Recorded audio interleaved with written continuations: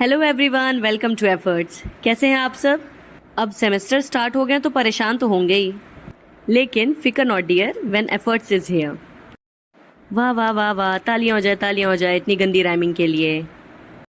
चलिए BEd fourth semester वाले, आपके साथ मेरा ये सफ़र जल्दी ही ख़त्म होने वाला है। मुझे पता है आखिरी पेपर होते ही एकदम ढूंढ के मेरा चैनल अनसब्सक्राइब करेंगे आप लोग, बट जब तक भी आप लोग मेरे साथ जुड़े हुए हैं, आपका सेमेस्टर पार लगाना मेरी जिम्मेदारी है। तो चलिए, edu BEd 115 challenges and issues of education in India, इसका यूनिट 1 हम पढ़ चुके थे और आज हम पढ़ने जा रहे हैं इसका unit 2, challenges related to policy initiatives in education.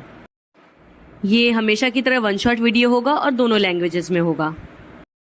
और इस वीडियो में हमें सिर्फ 4 टॉपिक्स पढ़ने हैं। सर्व शिक्षा अभियान, right of children for free and compulsory education act 2009, जिसे कि RTE यानी कि राइट टू एजुकेशन एक्ट भी कहते हैं। और फिर है मिनिमम लेवल्स ऑफ लर्निंग, इसे लर्निंग कर लीजिएगा, यहाँ पे गलती से लीनिंग हो गया है। And at last millennium development goals यानी MDGs। तो आप लोग तो 4th सेमेस्टर में हैं अब, लेकिन जो भी अगर आपके आसपास 1st सेमेस्टर वाले बच्चे हैं जिनका भी आप भला सोचते हैं, प्लीज़ उनको ज़रूर मेरा चैनल शेयर करिएगा और बताइएगा कि बीएड की पढ़ाई एफर्ट से बढ़िया कहीं नहीं होती। 2 साल पहले अपना चैनल स्टार्ट किया था मैंने और अभी तक 2K भी नहीं पहुंची हूँ। सो आई होप आप लोग जाने से पहले मुझे एटलीस्ट 2K तक पहुंचा देंगे। बहुत बातें हो गई फालतू की, चलिए वीडियो को स्टार्ट करते हैं जल्दी से बिना टाइम वेस्ट किए।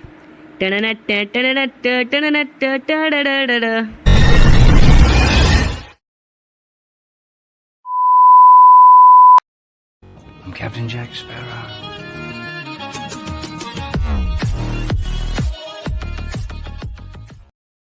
सो हमारा सबसे पहला टॉपिक है सर्व शिक्षा अभियान। इसका इंट्रोडक्शन जान लेते हैं पहले। द सर्व शिक्षा अभियान SSA, which translates to Education for All campaign, is a flagship program of the Indian government aimed at achieving universalization of elementary education UEE in a time-bound manner. सर्व शिक्षा अभियान नाम से ही पता चल रहा है, सभी के लिए शिक्षा का अभियान। ये भारत सरकार द्वारा शुरू किया गया एक प्रमुख कार्यक्रम है जिसका उद्देश्य है प्राथमिक शिक्षा को सार्वभौमिक बनाना, यानी एलिमेंट्री एजुकेशन को हर एक बच्चे तक पहुंचाना। इससे पहले वाले वीडियो में हमने यूनिवर्सलाइजेशन ऑफ एलिमेंट्री एजुकेशन का कंसेप्ट पढ़ा था, जिसका मतलब होता है, इसमें नहीं बताऊंगी, जाके वही वाला वीडियो देखिए आपको पता चल जाएगा। As usual you will get the link in the description box. कम से कम कुछ तो व्यू बढ़े मेरा। एनीवेज, तो यूनिवर्सलाइजेशन ऑफ एलिमेंट्री एजुकेशन को अचीव करना ही सर्व शिक्षा अभियान का उद्देश्य था। की एस्पेक्ट्स ऑफ सर्व शिक्षा अभियान। Constitutional mandate. It is mentioned in the 86th Amendment to the Constitution of India, which made free and compulsory education a fundamental right for children between the ages of 6 and 14. संवैधानिक जनादेश, कहने का मतलब यह है कि सर्व शिक्षा अभियान को हमारे संविधान में भी उल्लेखित किया गया है 86वें संशोधन के तहत। यानी जो हमारी कॉन्स्टिट्यूशन में 86th अमेंडमेंट किया गया था, उसके तहत 6 वर्ष से 14 वर्ष तक की आयु के बच्चों के लिए मुफ्त और अनिवार्य शिक्षा को एक मौलिक अधिकार बना दिया गया। यानी कि हर वो बच्चा जो 6 से 14 साल की उम्र का है, उसकी पढ़ाई फ्री में कराना और कंपलसरी कराना ये सरकार की जिम्मेदारी होगी। वो उस बच्चे का मौलिक अधिकार है। इसका एम था कि भारत के हर एक बच्चे को एलिमेंट्री एजुकेशन यानी प्राइमरी एजुकेशन दी जा सके। Universal elementary education UEE. The core objective is to provide useful and relevant elementary education to all children in the age 6 to 14 age group. This includes universal access, enrollment and retention along with a focus on the quality of education. देखिए, universal या universalization का मतलब होता है सार्वभौमिक, यानी पूरे संसार में हर जगह पे उस चीज़ को इम्प्लीमेंट कराना। तो बेसिकली कई सारे देशों की मीटिंग हुई थी जिसमें ये डिसाइड किया गया कि दुनिया भर के सभी बच्चों को एलिमेंट्री एजुकेशन कंपलसरी रूप से प्रोवाइड की जाएगी। तो वो बच्चे जो 6 से 14 साल की उम्र के हैं, उन सभी को एजुकेशन देना उसके देश की जिम्मेदारी होगी, यानी सरकार की जिम्मेदारी होगी। और इसी यूनिवर्सलाइजेशन ऑफ एलिमेंट्री एजुकेशन के तहत ही भारत सरकार ने सर्व शिक्षा अभियान लॉन्च किया था। UEE का उद्देश्य था बच्चों को गुणवत्ता वाली शिक्षा प्रदान करना, उनके नामांकन को बढ़ाना, और जो बच्चों में ड्रॉप आउट रेट्स होता है ना, कि बच्चे बीच में स्कूल छोड़ देते हैं पैसे की कमी की वजह से, तो उसे भी खत्म करना और बच्चों को फ्री में पढ़ाना। Time bound approach. Initially launched in 2001, SSA aimed to achieve its goals by 2010, although the timeline has been extended. अब 2001 में जब सर्व शिक्षा अभियान लॉन्च हुआ था तो ये टारगेट बनाया गया था कि 2010 आने तक यानी 10 सालों के अंदर भारत का हर 6 से 14 वर्ष का बच्चा स्कूल में पढ़ रहा होगा, वो भी मुफ्त में। लेकिन हालांकि आप देख सकते हैं 2025 आ चुका है और अभी तक हम सभी बच्चों को स्कूल तक नहीं पहुंचा पाए हैं।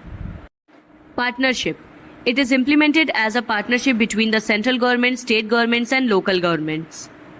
सर्व शिक्षा अभियान को साझेदारी के रूप में शुरू किया गया था, जिसमें कि केंद्र सरकार, राज्य सरकार और स्थानीय समुदाय सभी मिलकर इस लक्ष्य को प्राप्त करेंगे।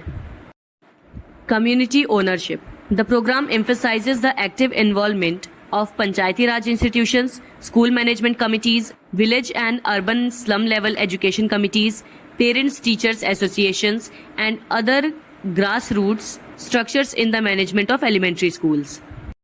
सामुदायिक स्वामित्व, इसका मतलब यह है कि इसमें कई सारे और इंस्टीट्यूशन साथ मिलकर काम कर रहे हैं, जैसे कि पंचायती राज संस्थान, स्कूल प्रबंधन समितियां, गांव और शहरी स्लम स्तर की शिक्षा समितियां या फिर माता पिता और शिक्षकों के संघ। अब जान लेते हैं ऑब्जेक्टिव्स ऑफ SSA यानी कि सर्व शिक्षा अभियान के उद्देश्य। यूनिवर्सल एक्सेस एंड एनरोलमेंट, सबसे पहला उद्देश्य तो क्लियर ही होगा आपको, चलिए फिर भी देख लेते हैं एक बार। To ensure that all children aged 6 to 14 are in school, education guarantee centers, alternate schools और back to school camps. बच्चों का सार्वभौमिक स्तर पर संस्थानों में नामांकन कराना, मतलब इसका उद्देश्य है ये सुनिश्चित कराना कि 6 वर्ष से 14 वर्ष की आयु तक के बच्चे, सभी बच्चे स्कूल या शिक्षा गारंटी केंद्र या फिर वैकल्पिक स्कूल या फिर बैक टू स्कूल जैसे संस्थानों में जाएं और अपनी शिक्षा पूरी करें। Universal retention, to reduce drop out rate significantly and ensure that all children complete 8 years of elementary schooling, यानी कि इसका उद्देश्य सिर्फ बच्चों का एडमिशन कराना नहीं था, बल्कि उनकी एलिमेंट्री एजुकेशन पूरी होने तक उन्हें रोक के रखना भी था। यानी ये सुनिश्चित करना था कि सभी बच्चे 8 साल तक अपनी प्राथमिक शिक्षा को पूरी करें, किसी भी आर्थिक या सामाजिक मजबूरी की वजह से स्कूल बीच में ना छोड़ें। Bridging gender and social category gaps, to eliminate disparities in education based on gender, social class and religion. Special focus is placed on girls' education and the education of children from scheduled caste, SC, scheduled tribes, ST and minority communities. लिंग और सामाजिक श्रेणी के अंतराल को कम करना, यानी समाज में लिंग के आधार पर, सामाजिक वर्ग और धर्म के आधार पर शिक्षा में जिस भी तरह की असमानताएं हैं उसे खत्म करना। समाज का कोई भी ऐसा वर्ग है जो किसी भी तरह के भेदभाव की वजह से अपनी शिक्षा पूरी नहीं कर पा रहा है, उसकी शिक्षा सुनिश्चित करना, जैसे कि लड़कियां या फिर जो ST SC कम्युनिटीज होती हैं या फिर माइनॉरिटीज होती हैं। Quality elementary education, to provide quality education that includes life skills. This involves improving school infrastructure, teacher training, curriculum development and providing teaching learning materials. इसका उद्देश्य गुणवत्ता वाली प्राथमिक शिक्षा प्रदान करना भी है, जिसमें कि बच्चों को जीवन कौशल सिखाया जाए। इसके लिए हम स्कूल के बुनियादी ढांचे में सुधार कर सकते हैं, शिक्षक प्रशिक्षण पर ध्यान दे सकते हैं, पाठ्यक्रम का विकास कर सकते हैं और उपयोगी शिक्षण सामग्रियां प्रदान कर सकते हैं। Focus on children with special needs, to promote the education of children with disabilities by providing necessary resources and support. इसका एक और उद्देश्य विशेष आवश्यकताओं वाले बच्चों पर ध्यान देना भी है, किसी भी तरह के आवश्यक संसाधन और सहायता प्रदान करके विकलांग बच्चों के लिए भी शिक्षा को बढ़ावा देना, ये भी सर्व शिक्षा अभियान का उद्देश्य है। इम्प्लीमेंटेशन स्ट्रैटेजीज, यानी कार्यान्वयन रणनीतियां, मतलब किस तरह से सर्व शिक्षा अभियान को इम्प्लीमेंट किया गया था। Establishing new schools in habitations without schooling facilities, यानी ऐसे इलाके जहां पर स्कूलों की कमी थी वहां पर स्कूलों की स्थापना करके। Strengthening existing school infrastructure by providing additional classrooms, toilets, drinking water, maintenance grants and school improvement grants.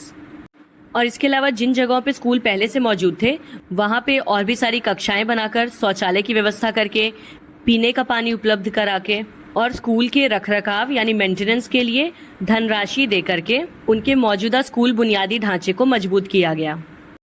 Appointing additional teachers in schools with shortages and enhancing the capacity of existing teachers through training. यानी नए शिक्षकों की नियुक्ति की गई और उसके अलावा जो पुराने टीचर वहाँ पे मौजूद थे उनके प्रशिक्षण का भी संसाधन उपलब्ध कराया गया। मतलब पुराने टीचर्स को ट्रेनिंग दी गई और नए नए टीचर्स को अपॉइंट किया गया। Providing free textbooks and uniforms to children, सभी बच्चों को मुफ्त में यूनिफॉर्म और किताबें बांटी गई। इम्प्लीमेंटिंग प्रोग्राम्स लाइक पढ़ेगा भारत तभी तो बढ़ेगा Bharat to improve early reading, writing and mathematics skills in primary grades. Sarva Shiksha Abhiyan के तहत ही पढ़ेगा भारत तभी तो बढ़ेगा भारत जैसे छोटे मोटे प्रोग्राम्स भी कराए गए, जिसमें कि बच्चों के बेसिक पढ़ने लिखने और गणित के कौशल में सुधार करने पर ध्यान दिया गया। अचीवमेंट्स ऑफ एसएसए, देखिए ये हम जानते हैं कि सर्व शिक्षा अभियान अभी तक अपने गोल को अचीव नहीं कर पाया है, जो उसका गोल था सभी बच्चों को फ्री और कंपल्सरी एजुकेशन 2010 तक दे देना, लेकिन स्टिल इसने कई सारी उपलब्धियां की हैं। चलिए जानते हैं कौन कौन सी। सबसे पहले तो significant increase in enrolment in elementary age schools, प्राथमिक विद्यालय में बहुत सारे बच्चों का नामांकन बढ़ा है पहले के कंपैरिजन में। Reduction in the number of out of school children, और ड्रॉप आउट रेट्स भी बच्चों के बहुत ज़्यादा घटे हैं। मतलब पहले के टाइम पे बहुत सारे बच्चे बीच में ही पढ़ाई छोड़ देते थे, लेकिन उसके कंपैरिजन में अब बच्चे अपनी पढ़ाई पूरी करते हैं। Improvement in the प्यूपिल teacher ratio, शिक्षकों की नियुक्ति के हिसाब से बच्चों का नामांकन भी बढ़ा है। Progress in bridging gender and social category gaps in education, बहुत सारे ऐसे जगह हैं जहाँ पे पहले स्टेरियोटिपिकल सोच चलती थी, प्रेजुडाइज चल रहा था, वो सभी चीज़ें खत्म हुई हैं। यानी अब बिना किसी डिस्क्रिमिनेशन के सभी लोग अपनी लड़कियों को भी पढ़ने भेज रहे हैं। इवन माइनॉरिटी कम्युनिटीज़ भी हैं जो अब स्कूल जा पा रही हैं। तो कहीं ना कहीं समाज में से उस गैप को हटाने में सर्व शिक्षा अभियान सफल हुआ है। Development of school infrastructure in many parts of the country, देश भर के कई सारे विद्यालयों के बुनियादी ढांचों में भी सुधार की गई है। अब शुरू करते हैं अपना अगला topic, right of children for free and compulsory education act 2009। देखिए इसकी शुरुआत 2009 से भले हुई थी, लेकिन इसे इम्प्लीमेंट 2010 में किया गया था, बट स्टिल जो कि इसकी शुरुआत 2009 में हुई थी, इसलिए आप इसको RTE एक्ट 2009 ही बोलेंगे।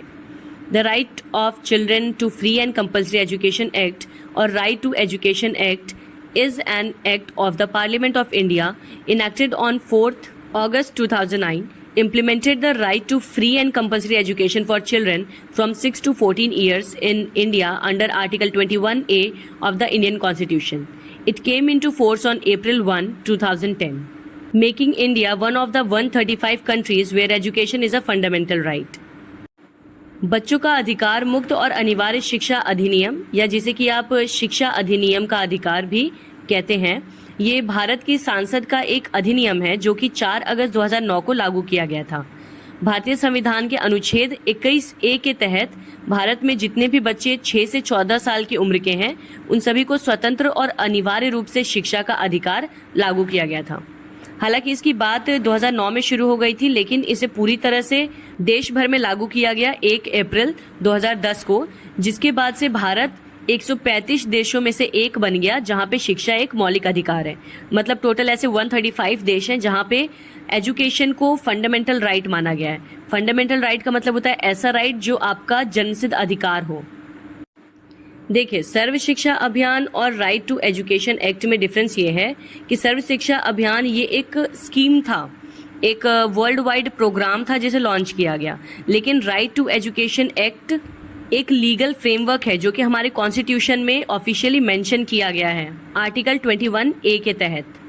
यानी 2001 में सर्व शिक्षा अभियान लॉन्च हो चुका था, लोग उसके लिए कई सारे इनिशिएटिव्स ले रहे थे, लेकिन 2009 से पहले तक हमारी गवर्नमेंट या पार्लियामेंट ने इसे लीगली या ऑफिशियली एक्सेप्ट नहीं किया था।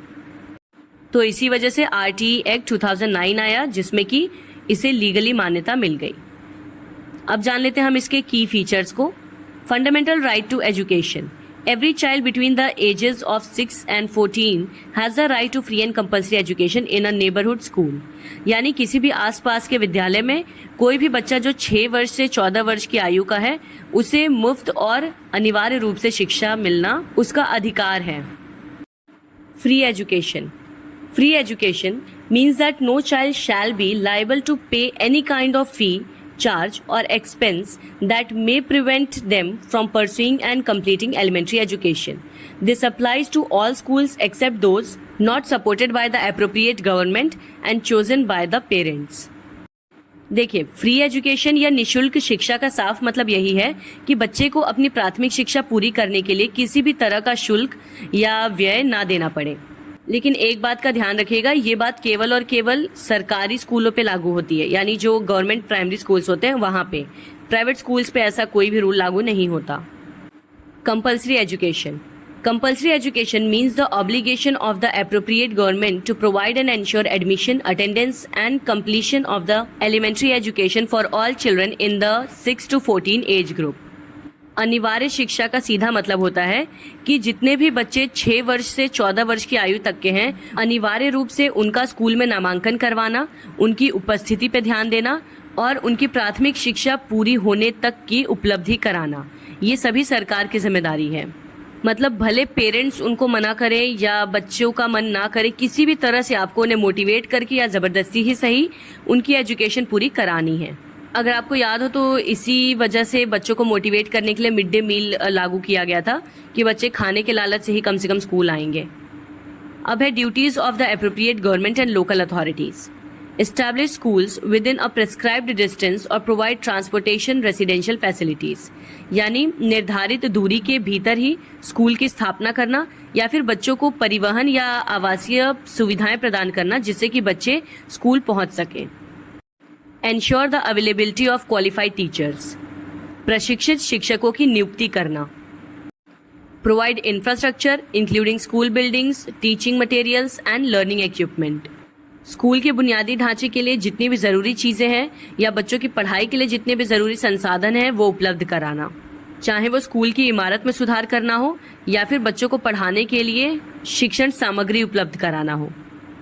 Develop a curriculum in line with constitutional values ensuring the all round development of the child. अब लगे हाथ एक ऐसे पाठ्यक्रम का निर्माण करना जिसमें कि संवैधानिक मूल्यों का गठन हो और उसके साथ ही बच्चों का समग्र रूप से विकास किया जा सके. Ensure inclusive education for children with disabilities and special needs. जो विशेष आवश्यकताओं वाले बच्चे हैं या फिर जो विकलांग बच्चे हैं, विकलांग तो नहीं कहेंगे, दिव्यांग कहेंगे, तो उन बच्चों के लिए भी समावेशी शिक्षा सुनिश्चित करना, यानी वो नॉर्मल बच्चों की तरह ही उसी क्लासरूम में पढ़ सके, ये भी एंश्योर करना. Prevent discrimination against children from disadvantage group. अगर कोई ऐसा बच्चा है जो समाज के पिछड़े वर्ग से आता है, उसके साथ किसी भी तरह का भेदभाव ना हो, ये ध्यान रखना. तो ये तो था गवर्नमेंट और लोकल बॉडीज की ड्यूटीज. अब हम जानेंगे कि स्कूल्स की क्या रिस्पॉन्सिबिलिटी है आरटीई को लेकर. Schools must provide free and compulsory education to all children and ensure the quality of education.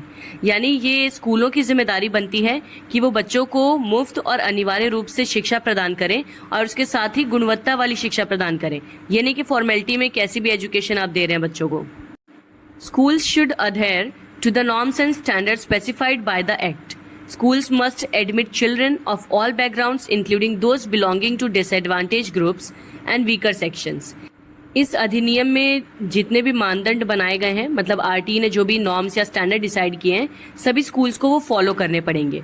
स्कूलों की ये जिम्मेदारी है कि वो किसी भी पृष्ठभूमि या किसी भी बैकग्राउंड के बच्चे के साथ किसी भी तरह का भेदभाव ना करें, उसके एडमिशन को मना ना करें. मतलब स्कूल्स को अलाउ नहीं है कि वो किसी भी बच्चे को किसी बेसिस पे एडमिशन लेने से मना कर सके. They should provide for a 25% reservation for children from economically and socially disadvantaged communities in class 1 in all private unaided schools. इसका मतलब यह है कि जो प्राइवेट स्कूल्स होते हैं, यानी जो गवर्नमेंट नहीं चला रही है, उन स्कूल्स में भी कम से कम 25% सीटें रिजर्व होनी चाहिए ऐसे बच्चों के लिए जो कि सामाजिक और आर्थिक रूप से कमजोर वर्ग से आते हैं. They should establish a school management committee (SMC) with the participation of parents, teachers and the local community to monitor the school's functioning and development. School के कामकाज या निगरानी के लिए माता पिता, शिक्षकों और स्थानीय समुदाय के साथ मिलकर एक स्कूल प्रबंधन समिति की स्थापना करनी चाहिए, जो कि ये ध्यान रखे कि स्कूल गवर्नमेंट के बताए गए नॉर्म्स के अनुसार काम कर रहे हैं या नहीं. The Act mandate the appointment of teachers with the requisite entry and academic qualifications. It also specifies the maintenance of a specific pupil-teacher ratio (PTR) for each school to ensure an adequate number of teachers. ये अधिनियम सभी स्कूलों में योग्यता वाले शिक्षकों की नियुक्ति को अनिवार्य बनाता है. मतलब आरटी के तहत एक फिक्स स्टूडेंट और टीचर का रेशियो डिसाइड किया गया है कि हर 35 बच्चे पे एक टीचर होना चाहिए। तो ये इंश्योर करता है कि कोई भी स्कूल ऐसा ना हो कि 60-60 बच्चे हैं और सिर्फ वहाँ पे एक ही टीचर पढ़ा रहा है। तो आरटी टीचर और स्टूडेंट रेशियो को भी मेंटेन करने की बात करता है। The curriculum should be child centred, promote holistic development and B free from fear, trauma, and anxiety. Continuous and comprehensive evaluation (CCE) should be implemented to assess the child's overall development. यानी school का पाठ्यक्रम छात्र केंद्रित होना चाहिए, वो बच्चे के समग्र विकास पर ध्यान दे और इसके अलावा वो किसी भी तरह के भय, आघात या चिंता से मुक्त होना चाहिए। बच्चे के ऊपर स्ट्रेस ना हो, उसे मार्क्स या ग्रेड्स को लेकर ट्रॉमा ना आए। इसी वजह से सीसीई का भी कंसेप्ट लाया गया था ताकि बच्चे जो पढ़ने में अच्छे नहीं हैं वो एटलीस्ट कुछ एक्टिविटीज में तो अच्छे हों और उन्हीं के बेसिस पे उनका इवैल्यूएशन किया जा सके। Now let's see conclusion. The RTE Act 2009 is a significant step towards ensuring universal elementary education and promoting equity and quality in the Indian education system. While it has led to increased enrollment and improved infrastructure in many areas, challenges remain in ensuring quality learning outcomes and equitable access for all children. RT अधिनियम 2009 ये सार्वभौमिक प्राथमिक शिक्षा सुनिश्चित करने और भारतीय शिक्षा प्रणाली में इक्विटी यानी बराबरी और गुणवत्ता को बढ़ावा देने की दिशा में एक महत्वपूर्ण कदम है। हालांकि इसमें कई क्षेत्रों में नामांकन में वृद्धि और बुनियादी ढांचों में सुधार किया है, लेकिन तब भी सभी बच्चों तक गुणवत्ता वाली शिक्षा प्रदान करने में ये कहीं ना कहीं असमर्थ रहा है। आज भी इसके सामने कई सारी चुनौतियां हैं। अगला टॉपिक है minimum levels of learning. Introduction. Minimum levels of learning (MLL) refers to the essential or basic competencies and learning outcomes that every child is expected to achieve by the end of a specific class or stage of education. The concept emerged in India as a strategy to ensure comparable standards of education for all children, irrespective of their background. Minimum levels of learning इसका मतलब होता है हिंदी में सीखने का न्यूनतम स्तर। इसका मतलब होता है कि किसी भी कोर्स के दौरान या पढ़ाई के दौरान बच्चे से कम जिस चीज़ के सीखने की अपेक्षा की जाती हो, कि मतलब अगर बच्चा क्लास 1 में है तो उसको अपना नाम लिखना, सेंटेंसेस रीड करना, ये सब आता ही होगा। मतलब कम से कम इतना आता होगा। कहने का मतलब ये है कि बच्चे से हम बहुत ज़्यादा कुछ एक्सपेक्ट नहीं कर रहे, लेकिन एक क्लास 1 का बच्चा है तो उसको मिनिमम इतनी चीज़ तो आनी ही चाहिए। उसी तरह से क्लास 2 के लिए अलग लेवल होता है, 3, 4, 5, इवन 12th के लिए अलग लेवल है। तो इसी को मिनिमम लेवल ऑफ लर्निंग कहा जाता है कि आप जिस भी कोर्स में हो या जिस भी क्लास में पढ़ रहे हैं उसके अकॉर्डिंग मिनिमम रिक्वायरमेंट आप फुलफिल कर रहे हो, मतलब उतनी मिनिमम चीज़ें आपको आ रही हों। अब आखिर किसी भी स्टेज पे minimum level of learning decide करने की ज़रूरत क्या है, तो चलिए जान लेते हैं इसके कुछ ऑब्जेक्टिव्स यानी इसके उद्देश्य। Ensure equitable access to quality education. MLL aims to provide all children, regardless of caste, creed, location or gender, with access to education of a comparable standard. गुणवत्ता वाली शिक्षा के लिए समान पहुंच सुनिश्चित करना। MLL का उद्देश्य होता है कि सभी बच्चों को एक तुलनीय मानक के जितनी शिक्षा तक पहुंच प्रदान करना। मतलब हम बच्चों को बिना किसी तरह के भेदभाव के उनके डेवलपमेंटल स्टेज के अकॉर्डिंग उन्हें बेसिक चीज़ें सिखा सके। Define essential learning outcomes. It specifies the minimum competencies in key subjects like language, mathematics, and environmental studies that every child should master at each stage of primary education. इसका उद्देश्य होता है भाषा, गणित और पर्यावरणीय अध्ययन जैसे कुछ प्रमुख विषयों में बच्चों को न्यूनतम दक्षता प्राप्त करवाना। मतलब अगर एक प्राइमरी लेवल का बच्चा है तो उसे बेसिक कैलकुलेशंस करना, लैंग्वेजेस बोलना मतलब हिंदी इंग्लिश दोनों, और उसके अलावा EVS की भी नॉलेज होनी चाहिए। Improve learning achievement. By setting clear and achievable learning targets, MLL helps to improve the overall learning levels of students. यानी बच्चों के सीखने का न्यूनतम स्तर निर्धारित करके ये समग्र रूप से बच्चों के सीखने के स्तर को बढ़ाता है। यानी जब आप एकदम बेसिक चीज़ को टारगेट लेके चलेंगे कि हमें कम से कम बच्चों को इतना सिखा देना है, तो उनका बेस आप स्ट्रांग बना देंगे, और एक बार बेस स्ट्रांग हो गया तो बाकी की चीज़ें वो अपने आप ही आसानी से सीख जाएंगे। Provide a basis for curriculum development. MLL serves as a foundation for designing relevant and functional curricula, ensuring that the content focuses on essential skills and knowledge. इसका उद्देश्य है पाठ्यक्रम के विकास के लिए भी एक आधार प्रदान करना। ये एक ऐसे करिकुलम को डिज़ाइन करने में मदद करता है जो कि काफ़ी ज़्यादा क्रिएटिव हो और रेलेवेंट हो। कहने का मतलब ये है कि पाठ्यक्रम में ऐसी ही चीज़ें बच्चों को सिखाई जाए जो उनके नॉलेज को और स्किल्स को डेवलप करें। Facilitate effective assessment. MLL offers a framework for evaluating students' learning progress and identifying areas where they may need additional support. इसका उद्देश्य है बच्चों का प्रभावी रूप से मूल्यांकन करने की सुविधा प्रदान करना। MLL छात्रों के सीखने की प्रगति का मूल्यांकन करने और उनके क्षेत्रों की पहचान करने के लिए एक रूपरेखा प्रदान करता है। यानी आप बच्चों का असेसमेंट मिनिमम लेवल से करते हैं, जिससे कि हमें ये आइडिया लगाने में आसानी होती है कि किन फील्ड्स में बच्चों को एडिशनल सपोर्ट की ज़रूरत है, यानी और ज़्यादा मेहनत करने की ज़रूरत है। की फीचर्स ऑफ MLL। अब इसके कुछ प्रमुख विशेषताएं जान लेते हैं। Competency based. MLLs are often defined in terms of learning competencies that students should be able to demonstrate. MLL योग्यता आधारित होता है, यानी ये बच्चों के अंदर उस योग्यता को ढूंढता है जो मिनिमम स्तर की योग्यता बच्चों के अंदर होनी चाहिए। Achievable. The defined learning levels are intended to be realistic and attainable by all learners. इसमें बच्चे से बहुत ज़्यादा कुछ अपेक्षा नहीं की जाती, बच्चों को बिल्कुल बेसिक चीज़ें सिखाई जाती हैं और उसी का असेसमेंट किया जाता है जो बच्चे अचीव कर सकें। Understandable. MLLs are formulated in a way that is clear and comprehensible to teachers, parents and the community. यानी MLL केवल ऐसे मानकों को ही निर्धारित करता है जो छात्र के साथ साथ शिक्षकों, उनके समुदाय या फिर उनके माता पिता को भी आसानी से समझाया जा सके। इवैल्यूएबल। The learning outcomes specified in MLL are designed to be measurable through appropriate assessment methods. Even इसमें सिखाने के बाद जो मापने के तरीके हैं वो भी काफ़ी सरल होते हैं, जिससे हम बच्चों का आकलन आसानी से कर पाते हैं। Applicable to both formal and non-formal education. The standards set by MLL are intended to be relevant to all forms of elementary education. यानी ये औपचारिक और गैर औपचारिक शिक्षा दोनों पे लागू होता है। MLL ऐसे स्तरों को या मानकों को निर्धारित करता है जिसका उद्देश्य प्राथमिक शिक्षा के सभी रूपों के लिए प्रासंगिक हो। मतलब एलिमेंट्री एजुकेशन में बच्चा जिस भी लेवल पे पढ़ रहा हो उसके अकॉर्डिंग ही सारे स्टैंडर्ड डिसाइड किए जाते हैं। कंक्लूजन।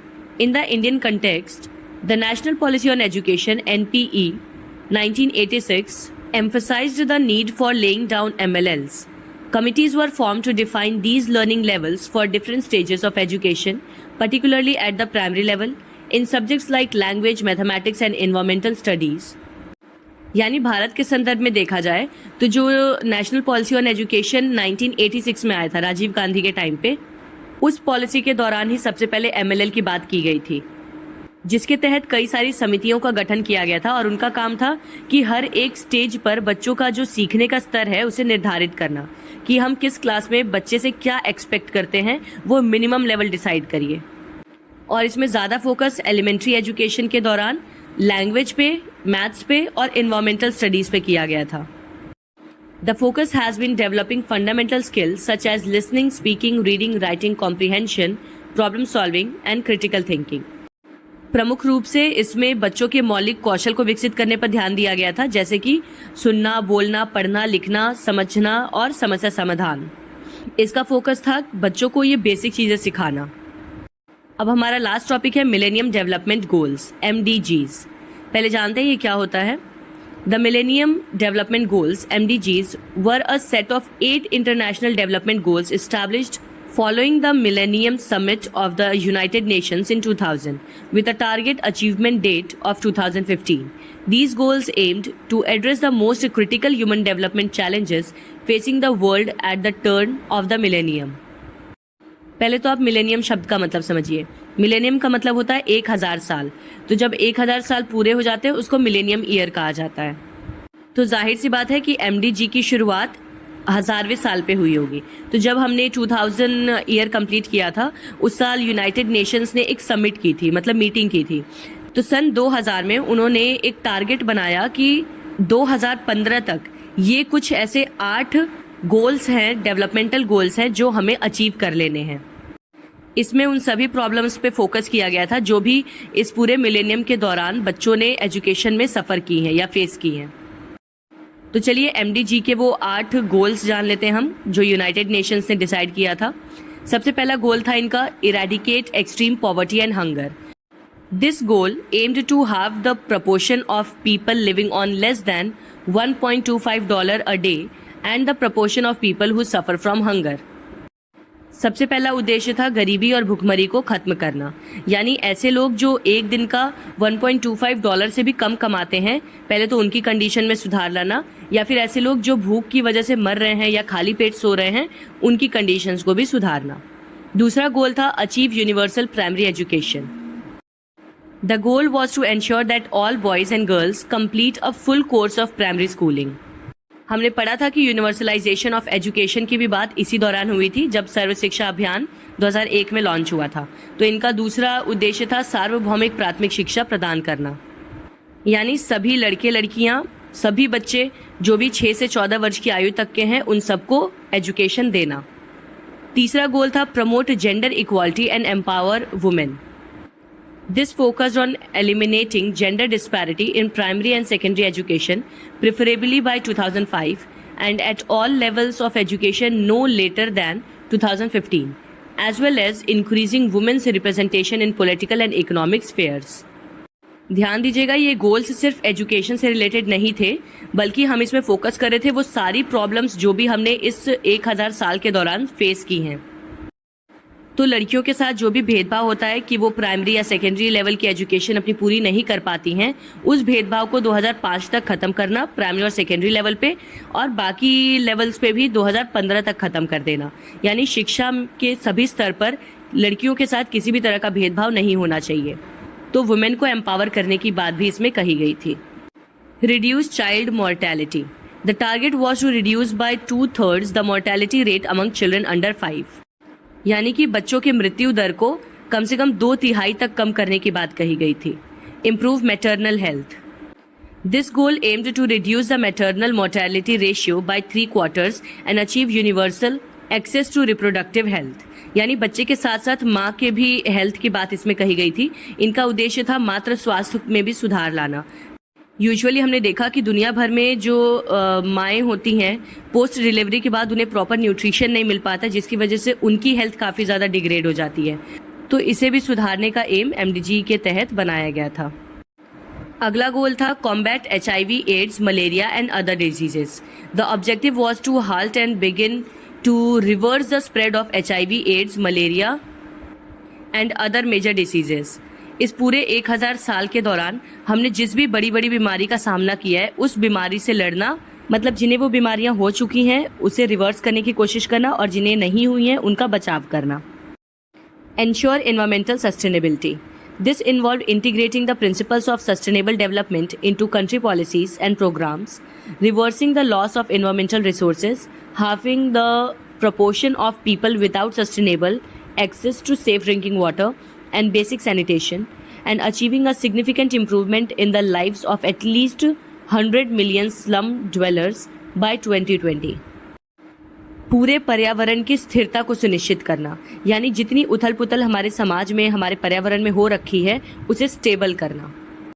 मतलब इतने सालों में डेवलपमेंट करने के चक्कर में हमने जितना भी पर्यावरण का नुकसान किया है उसे सही करना, सबके लिए सुरक्षित पीने का पानी उपलब्ध कराना, सबके लिए बुनियादी स्वच्छता प्रदान करना, और 2020 तक कम से कम 100 मिलियन स्लम निवासियों के जीवन में सुधार लाना। Develop a global partnership for development. This goal called for further development of an open, rule based, predictable, non-discriminatory trading and financial system, addressing the special needs of the least developed countries, dealing comprehensively with developing countries' debt problems, and making available new technologies, especially information and communication technologies. इसका आखिरी गोल है विकास के लिए वैश्विक साझेदारी विकसित करना, यानी डेवलपमेंट के तरफ सभी देशों को साथ में मिलकर आगे बढ़ना चाहिए। तो ट्रेडिंग में सुधार करके या कम्युनिकेशन टेक्नोलॉजीज डेवलप करके हर तरीके से ऐसे देश जो काफ़ी पिछड़े हैं उनके विकास पे भी जो डेवलप्ड नेशन है वो ध्यान दें। मतलब काइंड ऑफ सबका साथ सबका विकास। अब कंक्लूजन जान लेते हैं। The MDGs served as a framework for global development efforts for 15 years, galvanizing unprecedented action and achieving significant progress in many areas. While not all targets were met by 2015, the MDGs played a crucial role in shaping development agendas and inspiring efforts to improve the lives of millions around the world. They paved the way for the subsequent Sustainable Development Goals, SDGs, adopted in 2015, which build upon the MDGs with a broader and more ambitious agenda for 2030. तो basically MDG ने 15 वर्षों के लिए पूरे विश्व का विकास करने के प्रयासों के लिए एक रूपरेखा प्रदान की कि किन किन तरीकों से हम पूरे विश्व का कल्याण कर सकते हैं। तो देखा जाए तो 2015 तक सभी लक्ष्यों को तो प्राप्त नहीं किया जा सका है, लेकिन कहीं ना कहीं सस्टेनेबल डेवलपमेंट के लिए एक मार्ग जरूर दिखाया गया है कि किस तरह से आने वाले सालों में हम संसाधनों का सही तरह से उपयोग करके लोगों के जीवन को बेहतर बना सकते हैं, सभी देशों को विकासशील से विकसित बना सकते हैं। आपको एमडीजी के सभी 8 गोल्स एकदम एज इट इज याद होने चाहिए। So that is it for this video. मिलती हूँ आपसे अगले वीडियो के साथ जल्दी ही। हालांकि कल संडे है तो मैं कोशिश करूंगी एक और वीडियो आपके लिए अपलोड कर दूं। हाँ, आप लोग पॉपुलेशन एजुकेशन के बारे में बोल रहे थे तो I will try to upload that one only. Till then take care and bye bye.